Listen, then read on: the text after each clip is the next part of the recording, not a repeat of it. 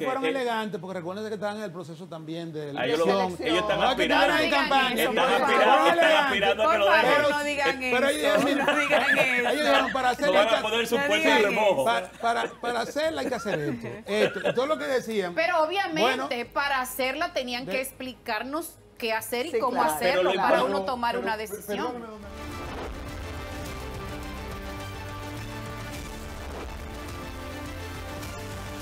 Pero ahora ya habíamos anunciado nuestros selectos invitados porque hay mucha tela por donde cortar. Bienvenidos a La Mirada, gracias por acompañarnos. Comencemos con la reforma constitucional. ¿Ya eso es un hecho? Es un hecho. Y entonces, pero Danilo y Tobía no votaron.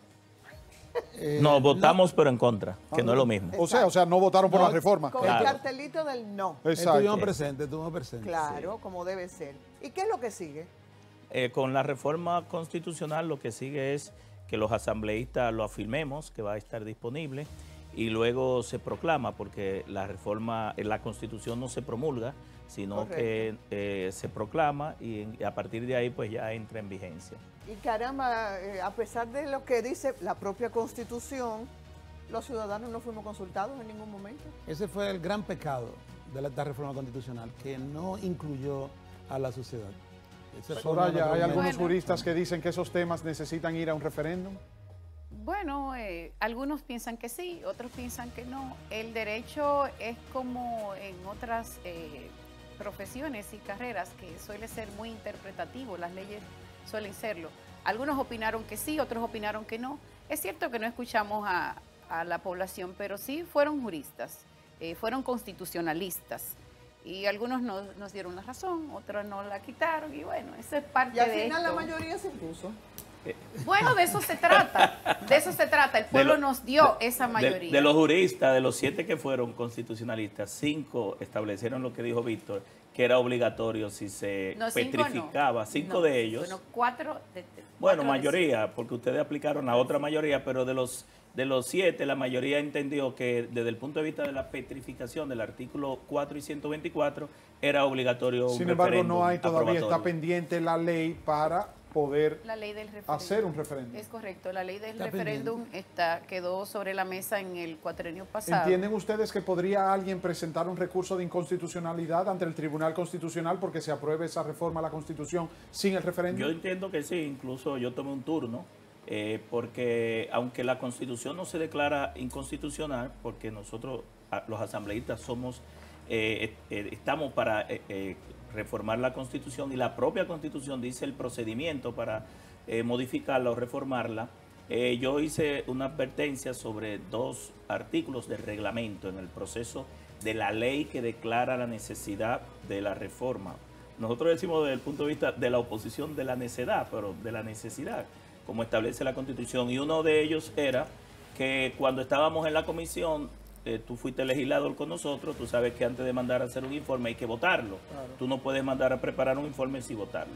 Y el artículo 12 y 8 del reglamento del Senado, que era el que nos regía a nosotros, porque lo presidía el Senado, la comisión bicameral, donde estuvimos nosotros, bueno, Danilo estuvo y Soraya también, se aprobó el informe a las 6 de la tarde y se convocó al otro día a las 2 de la tarde. ¿Qué significa eso? Que el propio reglamento dice en ese artículo que hay que esperar 24 horas después que se firme el informe, lo que significa que cualquier persona con un derecho legítimamente protegido, incluso estamos hablando de que se redujeron posiciones en territorios que ya tenían. Lisette y yo estábamos conversando antes de anoche de que este proceso de reforma a la Constitución ha quedado relegado a un segundo plano porque la principalía lo ha tenido la reforma fiscal, pero además como que no se ha integrado la gente, como que el pueblo no está muy empapado. Porque no lo involucraron. Pero aparte no nos están dando mucho tiempo para nada, ni a los propios legisladores. Yo creo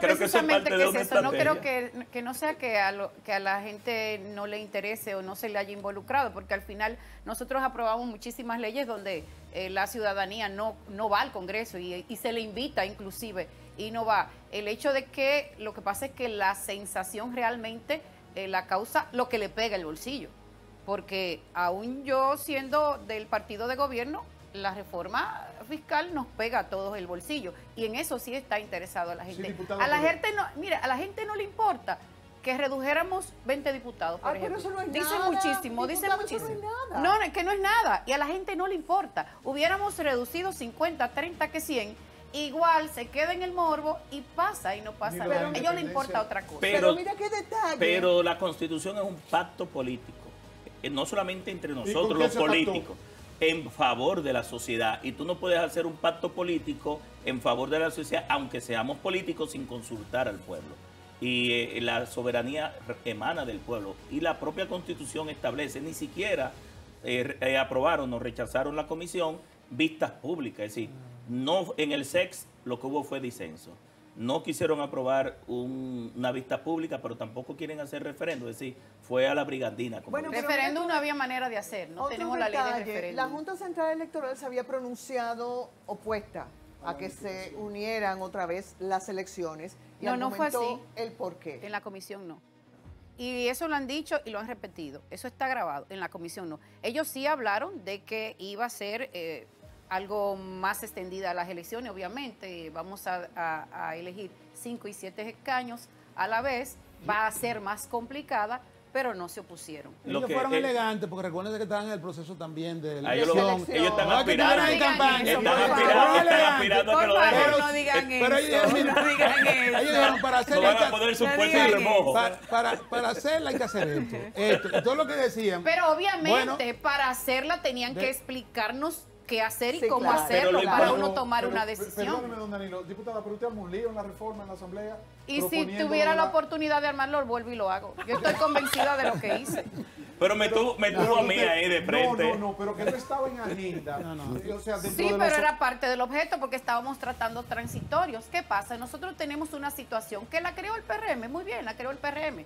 Yo no me niego a eso. Ahora bien, hay una situación que hay que resolver en lo que, como decía el transitorio, nosotros hacemos la ley, entonces vamos a resolver este tema de La Vega, porque no es posible que nosotros tengamos a una población en vilo con un tema tan Pero le delicado. sacaron la alfombra a la directiva de su partido. Porque para eso no puede ser una reforma constitucional, para resolver el problema de un partido político que tenga un momento dado que lo provocó el mismo presidente de la Perdón, República. don Danilo, esta no es la primera vez que pasa y no es la primera vez que un presidente da un decreto para este tema. ¿Por qué ahora es malo y antes no fue malo? No, hay que Si vamos a resolver un tema legal de manera constitucional, ¿cuál es el problema? Pero no se Estamos en podía. el Mira momento por qué en el no se objeto. podía, Soraya. Y Soraya lo sabe.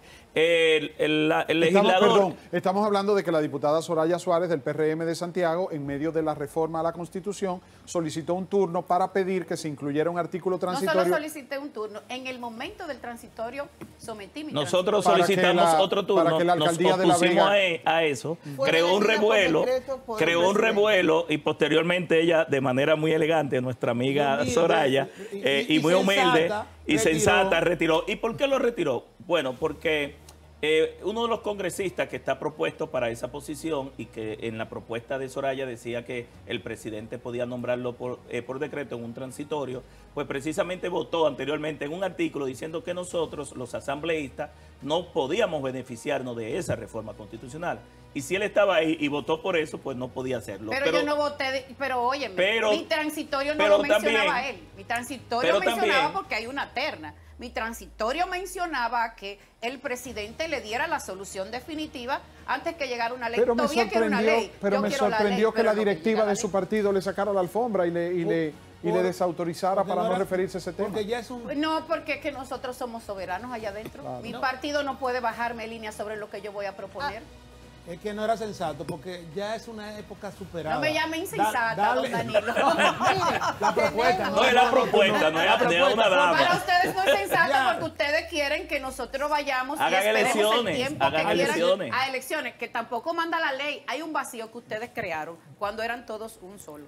Sí, pero Un no le solo puede dar partido. facultad al presidente de la República para que decida sobre otro poder. En este momento Bueno, no se le da es posible, facultad y porque en ya eso otro lo lo superamos. Mira, hubo un párrafo del 164 que se aprobó en el día de ayer en segunda lectura y en primera lectura que resuelve el problema para el 2028, pero no del 2024. Yo hice una propuesta y es la siguiente. Ya como se aprobó ese artículo, nosotros hacemos una ley o si un ciudadano va al Tribunal Constitucional, somete una acción de inconstitucionalidad, el tribunal nos ordena a nosotros a llenar ese vacío para el caso de La Vega. porque ya el caso a posterior de las demás situaciones que se puedan dar de manera sucesoral ya está resuelto en el párrafo 2 que aprobamos en el día de ayer, Correcto. que también creó otro revuelo. otro revuelo. Entonces, nos toca a nosotros como legislador resolver el vacío, pero no puede el presidente, mientras esté el vacío, nombrar al alcalde. Ok. Bien, tenemos a Sí Angélica puede, que Herrera ustedes no en- quieren es otra cosa. Bueno, si Tenemos- lo hace, sí. comete Sí puede. prevaricación Muy bien. y puede Puede. ser sometido a un juicio político. Tenemos puede. todavía tela por donde cortar, dennos un chance porque vamos a conectar con Angélica Herrera, nuestro compañero Puede, pero que no está debe. en el Congreso Nacional. Ustedes saben que hay un campamento afuera. Carlos La gente Peña está está ahí. protestando y entonces tiene a alguien ahí junto a sí mismo. Da adelante, Argenis, repórtanos. Saludos, muy buenas noches a todo ese equipo. Nos encontramos en este momento en la emplanada frontal del Congreso Nacional, aquí donde está el campamento patriótico dirigido por el pastor Carlos Peña y un grupo de patriotas que han venido aquí a protestar en contra de la reforma. Llevan ya 5 días para que nos manifiesten cuál es su objetivo y hasta cuándo estarán aquí. El tiempo aquí es indefinido. El tiempo aquí se va a dirigir hacia cualquier persona interesada, dependiendo de la respuesta que recibamos del Congreso. El Congreso Nacional tiene en sus manos la decisión de cuándo esto va a terminar. El presidente Abinader debe enterarse que el pueblo no está contento con lo que está sucediendo.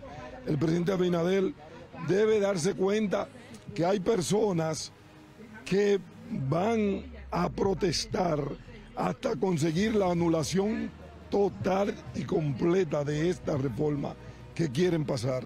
Muchas gracias. Dígame usted su objetivo, por qué están aquí, hasta cuándo estarán aquí.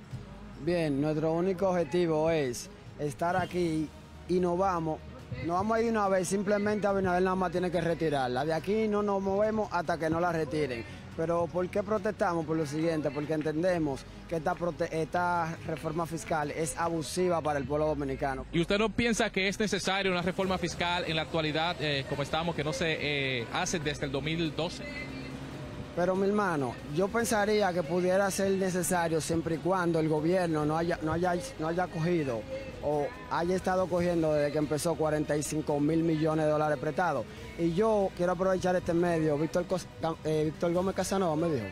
Víctor, me gustaría que me le pregunte al presidente, ya que él no me invita a la semanal, ni tengo cómo llegarle, que por favor, si es mejor, si él no cree que es mejor, que él use los 45 mil millones de dólares que ya tiene en su mano y que de lo que se ha incrementado la nómina pública, que son 130 mil millones, que coja una parte de eso, coja los 45 mil millones de dólares que ya tiene y que lo ajunte y que se olvide de reforma, porque esta reforma es abusiva. Por lo tanto, que retire la reforma.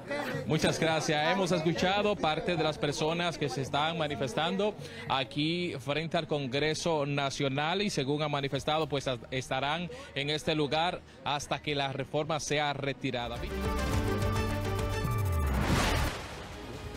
Logramos hacer contacto finalmente con el Indio, que es director de cine, productor. Buenas noches y bienvenido a La Mirada. Sabemos cuál es la protesta.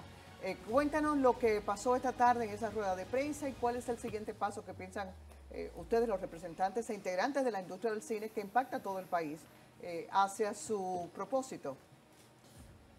Aló, Indio, buenas no noches. no lo tenemos. Entonces retomamos aquí. Las protestas siguen incrementándose a tal punto que ya hoy se hizo un llamado a protesta en la ciudad de Nueva York para que se produzca el próximo sábado. El jueves a las 5:30 hay otro llamado hacia el Congreso, protesta pacífica, obviamente. Vamos con calma porque hay que preservar la calidad moral y hacer ejercer nuestros derechos ciudadanos por la vía correcta. Pero los cacerolazos también van a seguir multiplicándose. Como bien apuntaba Víctor, antes de irnos a la pausa, la propuesta de reforma laboral también es tema de discusión. ¿Por qué? Los empresarios, los industriales, todos los que conforman ese importante sector productivo del país, se han manifestado en oposición al hecho de que no se considerara la modificación de la cesantía. Quiero aprovechar a Laura Peña, presidenta de la Confederación Patronal de la República Dominicana, para que nos explique Lo que Pedro Obrache, presidente de la Asociación de Industriales, o de la Asociación de Industrias, decía en la propuesta, a ver si no me equivoco, dice Pedro que la propuesta es, Julio, perdón, sí. Que la propuesta es ponerle un tope a la cesantía, sobre todo a los que sean nuevos empleados. Yo no entiendo eso. Con mucho imagino gusto. que el resto de la gente tampoco. Sí, con mucho gusto, Lisette, te explico. Es importante aclarar, antes de aclararte la parte de la cesantía, que nosotros un espacio del Consejo Consultivo del Trabajo, un espacio tripartito, teníamos ya varios años reuniéndonos de manera cada semana para acordar todos los puntos de la reforma laboral. Ahí acordamos temas de jornada, ahí acordamos temas de procedimiento, el tema de la licencia de paternidad, las vacaciones, todo esto fue consensuado. Entonces, ¿cuál es nuestra posición ahora? Que esta reforma laboral debió de ser integral, incluyendo una modificación en la estructura de la cesantía, que incluso nosotros como sector empresarial propusimos varias formas de cómo topar la cesantía. ¿Qué significa poner un tope a la cesantía? La cesantía es la indemnización que pagamos a un empleado cuando lo retiramos unilateralmente de la empresa. Claro. Es una persona que hay que indemnizar porque la hemos retirado y esa persona tiene que subsistir en lo que consigue trabajo. Es parte de sus prestaciones. Correctamente. Son las prestaciones, el preaviso y la cesantía. ¿Qué sucede? Hoy en día, esa cesantía es indefinida en el tiempo. Se le pagan 23 días por cada año laborado a ese empleado. Eso es lo que hace la cesantía sumamente costosa para el sector empresarial. El pasivo laboral crece mucho y hace que las empresas tengan un costo laboral muy alto y nos impida hacer y crear más empleos formales y de calidad. Entonces, ¿qué es esto para la cesantía? Que en vez de ser indefinida en el tiempo, le pongamos un tope de años. Por ejemplo, vamos a calcular la cesantía hasta 10 años, hasta 8 años, con ese tope. O sea, que si una persona se pasa 20 años trabajando en una empresa y lo desahucian, recibiría solo el importe correspondiente a 10 años. Exacto, o sea, es una opción, Okay. O sea, no es eliminar la cesantía, es clasificarla. Correctamente, incluso, qué bueno que me dice eso, porque el sector empresarial se le acusó de que queríamos eliminar la cesantía. La cesantía no debe ser eliminada, sino reestructurada. Es que es un derecho adquirido. Es un derecho adquirido, pero no solamente eso, cumple una función de cuando yo retiro unilateralmente a un empleado de la empresa. Pero hay algunos abogados que hablan de que a la ley no ser retroactiva, entonces, ¿qué pasaría con una nueva ley de una reforma? A partir de los contratos nuevos de trabajo. Okay, no ya los derechos toca adquiridos de los trabajadores actuales permanecen igual.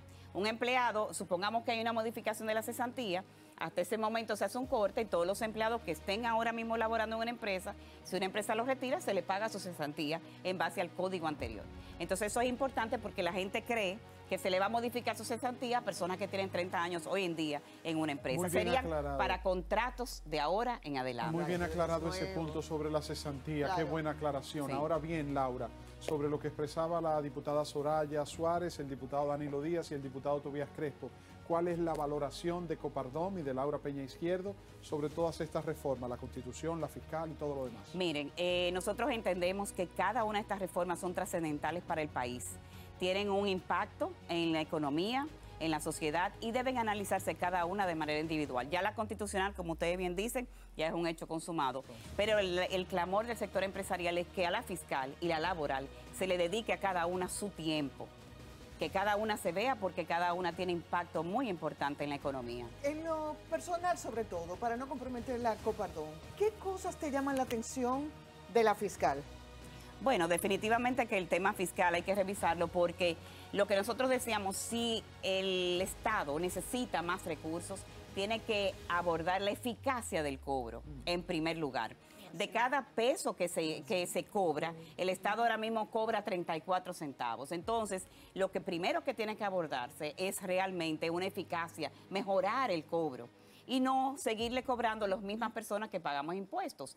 Vamos a buscar aquellas empresas que están en la informalidad y vamos a buscar la manera de que esas empresas, que son muchas, que tributen y no que todos los que siempre tributamos sigamos pagando Me gusta esa propuesta, muy me gusta esa observación. Nos quedan 2 minutos, 30 segundos para cada uno, empezando por don Danilo Díaz. ¿Qué viene ahora? ¿Qué va a pasar? Bueno, la reforma fiscal, como se ha planteado, es inviable, definitivamente, porque afecta, bueno, no ha habido un sector que saliera a defenderla, Pero además, el impacto que tendría en la clase media, en los sectores empobrecidos, sería devastador, definitivamente. Muchísimas gracias, diputado Danilo Díaz, por estar con nosotros. Diputada Soraya Suárez, PRM Santiago. Yo creo que decir devastador es muy fuerte, pero sí, real y efectivamente hay que revisarla.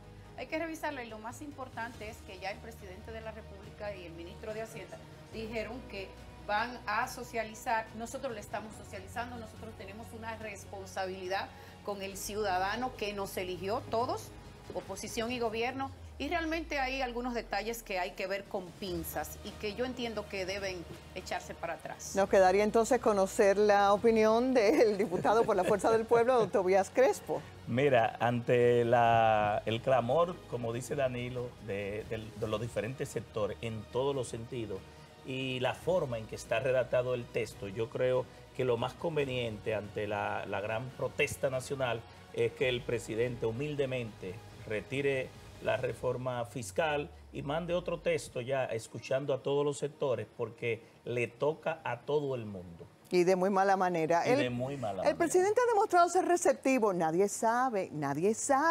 Vamos a apostar a que nos puedan escuchar. Bueno, Laura, ¿quieres agregar algo al respecto? No, simplemente ya tenemos el llamado a las vistas públicas el jueves.